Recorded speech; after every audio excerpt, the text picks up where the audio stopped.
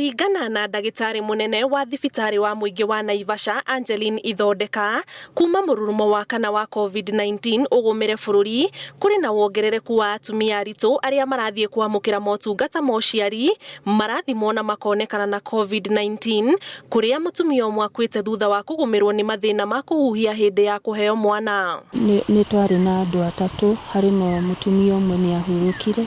Nĩ twageririe ũrĩa wothe tũngĩahotire, tũtiahotire kũmũteithia, na mutumia ũcio ũngĩ mwana aciarwo nĩ acokire thutha wa mathaa manini akĩonania ndariri cia COVID pneumonia, o ta iria mwana mũnini angĩonania pneumonia, na nĩtwageririe kũmũteithĩrĩria onake no twaremirwo.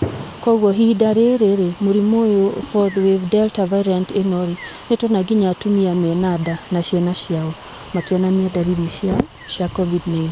Ithondeka ugĩte ona gũtuĩka matukũ-inĩ ma hau kabere arume nĩo maronekaga makĩgũmĩrwo mũno nĩ COVID-19, mũrurumo-inĩ ũyũ wa kana atumia na andũ ethĩ nĩo marahutio mũno. Andũ arĩa aingĩ makomete wodi-inĩ itũ tũrĩ na andũ erĩ mahetwo canjo ĩmwe na matiakoretwo maheo ya kerĩ, na nĩo makomire gwitũ isolation.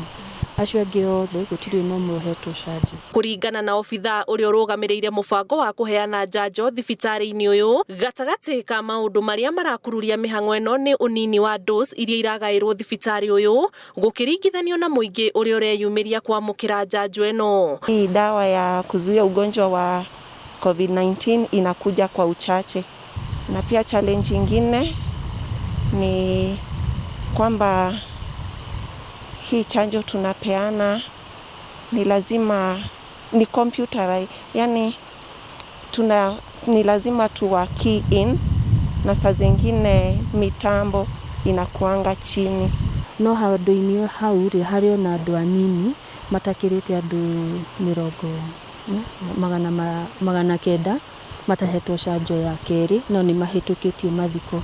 Ũrĩa tũtoĩ nĩ kana nĩ mathiĩte kũndũ kũngĩ makaheo, kana no merĩgĩrĩire gũcoka gũkũ gwitũ kũheo canjo ya kerĩ. Rĩrĩ njanjo ya COVID-19 ĩrathiĩ na mbere kũheanwo matũũra-inĩ ngũrani gũkũ bũrũri-inĩ, rĩtana nĩ kũrĩ mũingĩ ũhĩmbĩrie kũheo njanjo ĩno nĩguo kũgirĩrĩria marũrũ makĩria ma mũrimũ ũyũ wa COVID-19.